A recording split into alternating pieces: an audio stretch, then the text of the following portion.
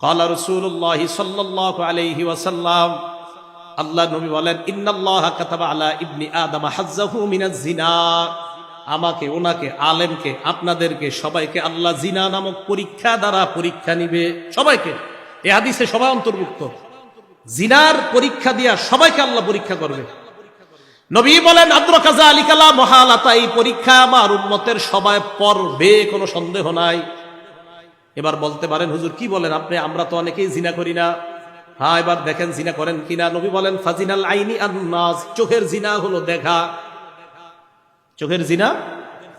এবার আপনি রাস্তা দিয়ে হাঁটতেছেন, আমি মনে করেন আমি একজন আলেম, আমি রাস্তা দিয়ে হাঁটতেছি, আমি একটা নারীর দিকে তাকাইলাম, তাকানোর পর সূরা নূরের 30 নম্বর আয়াতে আল্লাহ কয়, এই হুজুর নিচে তাকাও, কুল্লিল মুমিনিনা ইয়াগুদ্দু মিন আবসারিহিম, নবী আপনি ঈমানদারকে বলেন তারা যেন নজর নিচের দিকে রাখে। এখন আমি, আপনি, আমরা নজর নিচে নিলাম। দেখেন, একটা অবৈধভাবে কোন নারীর উপর নজর পড়ছে, আমরা নজর নিচে নিলাম। এবার শয়তান কয় নজর উপরে উঠাও, উঠাও। আলীকে আল্লাহ রাসূল বলে, ইয়া আলী লা তুতবি'ন নাজরাতান নাজরা, আলী একবার নজর পড়ার পর দ্বিতীয়বার নজর দিও না। ফা ইন্না লাকাল উলা ওয়া লাইসাত লাকাল আখিরা, প্রথমবার মাফ, দ্বিতীয়বার মাফ না। এবার আপনি, শয়তান বারবার কয় তাকাও, আপনি তাকান না, ঠিক আছে, হ্যাঁ আপনি যদি তাকান, আবার ইস্তাশরাফাহা শয়তান, শয়তান আপনার সামনে একটা কালো মেয়েও যদি বোরকা ছাড়া, পর্দা ছাড়া হাঁটে, এই মেয়েটাকে আপনার চোখে মোহনীয় করে আপনার সামনে উপস্থাপন করবে। এটা নবীজি হাদিসে বলেছে। এক নাম্বার চোখের জিনা দেখা। এখন দেখেন, আপনি দেখলেন ওয়াজিনাল লিসান আল মান্তিক, মুখের জিনা, কথা বলা। অপরিচিত রং নাম্বারে একটা মেয়ের সাথে আপনি কথা বললেন। আপনারা হয়তো এরকম হয় না, যে জায়গায় হয় এটা বলতেছে, সম্ভবত আপনাদের জীবনে এগুলো ঘটেনি।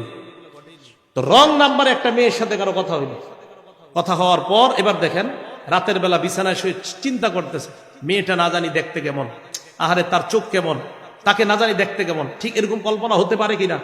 নবীজি বলেন, নাফসু তামান্না ওয়া তাশতাহি, মন কল্পনা করবে, এটা মনের জিনা।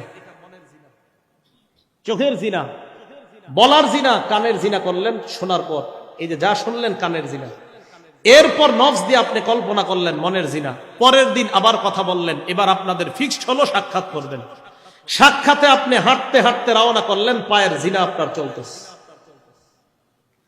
এরপর আপনি সাক্ষাতে গেলেন মেয়েটার সাথে, মেয়ে শরীরের মধ্যে আকর্ষণীয় কোন সেন্ট, সুগন্ধি ব্যবহার করে আসছে, আপনি তার শরীরের ওই ঘ্রাণ নিলেন, আপনার নাকে ভালো লেগে গেল, এটা নাকের জিনা। বলার জিনা, শ্রবণ করার জিনা, চোখের জিনা, কল্পনার জিনা।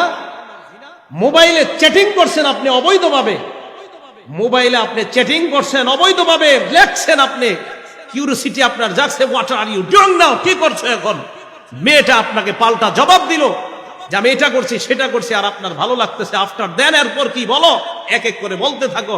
আর মেয়ে আপনাকে বললো, আপনি কল্পনায় আনছেন, আপনি হাতের জিনা করছেন, এটা আপনার হাতের জিনা। এখন আপনারা দেখবেন প্রতিদিন ঘরে ঘরে জিনা হয় কিনা চিন্তা করেন। আমি বলছি না হয়, আমি আশাবাদী না হোক, কিন্তু ঘরে ঘরে এই জিনা হয় কিনা আপনি দেখবেন। রাসূল আকরাম সাল্লাল্লাহু আলাইহি সাল্লাম বললেন, জিনা ব্যাপকভাবে সমাজের মধ্যে ছড়ায় পড়বে।